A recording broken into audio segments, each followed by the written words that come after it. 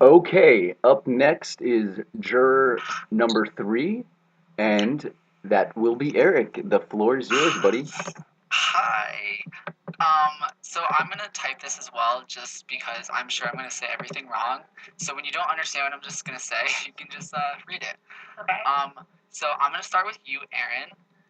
Basically from my point of view, it doesn't seem like you're the favorite to win this game. And I think the reason why is because it doesn't seem like you had an opinion, or at least an opinion that you shared with others. It seemed like people like Chris, people like Sammy, people like Nicole, myself would always come to you saying what we wanted to do, and you would just follow whatever we had to say. Um, this is just from my point of view. Maybe I'm wrong, but did you ever have an opinion where you went to somebody and said, this is what I want to do, this is why I want to do it, and can we do this? And if so, did it work out? And if not, how come you never, because obviously you had an opinion, but how come you never shared it with anybody? There were rounds where I really didn't want to force my opinion on others because I know that in a game like this, it really can turn people off. I know that if you're ramming your opinion down someone's throat, that might make them not see you in a good light, I guess. I mean, the only round that I really can say that I came to someone. Oh, sorry. This is so much to think about.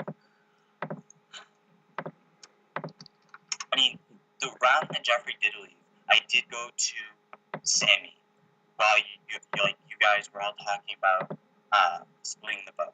I did go to Sammy. I did ask her, or I at least leaked the information to her and said that she should come on board with the idea because I really didn't want to see Sassy leave at that point. With all the other votes, I kind of just I've been playing both sides, so I just decided to go with whichever side had the best. I'm sorry. No, it's fine. I'll just leave it at that. And Sammy, Eric. Hi, how are you? I'm good. How are you? I'm good. So one thing I absolutely admire about you is you had somebody who you were close with, and I know you were close with Craig as well, but I'm mainly talking about Sassy. Mm-hmm. You and Sassy were really close. You would always stick side by side with each other, and it seemed like you guys would not have attacked each other from what I saw. And for that, I applaud. You could have used your social skills as well. Do you understand? Yeah, I totally understand what you're saying, and I do think that the idol was a deterrent for people from voting for me, but it was never something that I really felt like I needed to have in the game.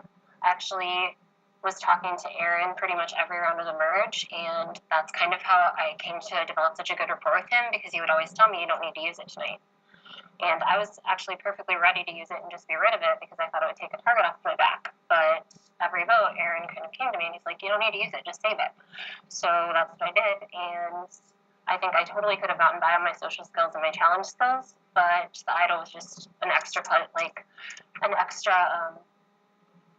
luxury that I had as a backup plan down the road. Obviously, I used it at the final 7 when I didn't need it. But I still think that there was no way for me to know what way Chris was going to go with that round. So I think, I could have done fine without it, but yeah. Perfect. And thank you for letting me know about how Aaron literally basically told you when and when not to use it. So yeah, that's all I have to say. Thank you. Yeah. Good luck. Thank you. Thank you very much, Eric. Good luck with your decision. Codester.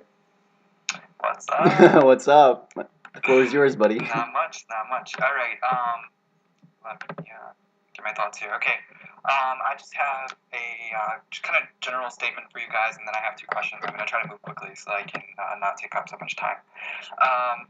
First of all, congratulations to you guys on making a final 2. Like I said before, you did something that 22 other people couldn't do. Like I said before I ask my questions, I want to give you both some tips coming from somebody who's been on the jury for a while.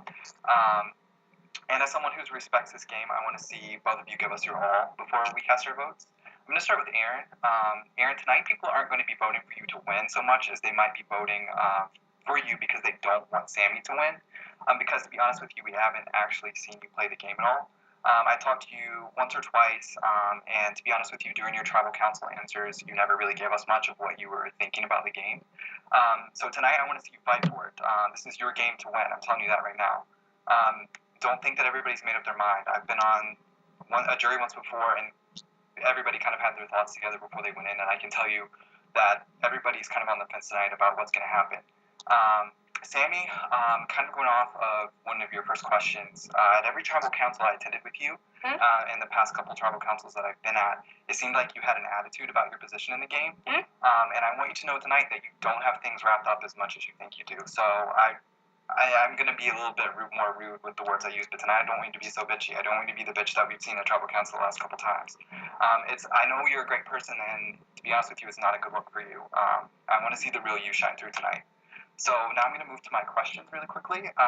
Aaron, first of all, your worst mistake in this game was playing for second place. Every alliance that you worked with, and you were only a vote to them. Even Sammy was using you as a vote, as a number that she could use. You said last tribal council that the reason you didn't do the challenge is because you didn't have time. To be honest, I think it's because you knew no matter who won the last tribal council or the last immunity challenge that you were going to be taken to the final two because you'd be easy to beat. So I want you to give me one example of when you played this game for yourself. I want to know your most selfish move that you made without considering whatever alliance you were working with and without considering Sammy. I would have to say that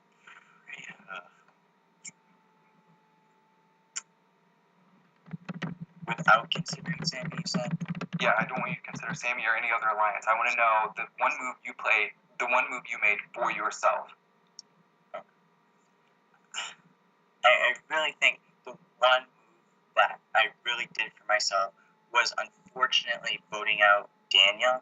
I knew that Daniel wanted to take me to the end, but what I didn't know was what Chris and Nicole were going to do. I know that we all had an informal agreement, well, rather a formal agreement, to make the final four. But I knew from what Daniel had told me that Chris didn't want me in the final four. I kind of figured that Nicole wouldn't want to bring me either. So I kind of had to make the decision to take Daniel out. And I figured also that if Sammy did come to the final five, that she would be a bigger target than I was going to be. So I knew that I'd be safe. Okay, thank you. Sammy, I value three things in a player. As somebody who's played this game before, I respect this game and I respect the players of this game. And I'm going to tell you those three things, and the three things that I look for when I'm voting for a winner. It's someone that's trustworthy, it's someone who isn't afraid of this game, and it's someone who isn't afraid to get a little blood on their hands. Unfortunately, I didn't see those three qualities in you. You violated my trust and the trust of several people that you considered their friend, that you guys considered friends.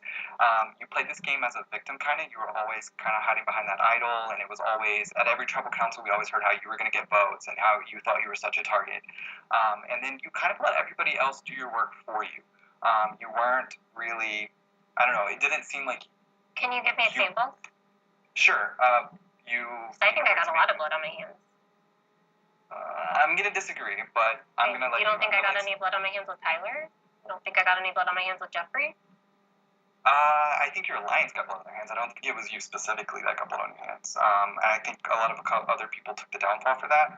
But I want your question for you before you jump into that is I just want you to give me three examples of those three things that you see as yourself playing the game. So just three examples of you being trustworthy, three examples of you not being afraid to play this game, or an example of you being trustworthy, example of you not afraid of this game, an example of you getting blood on your hands. And you can skip that since you already answered that.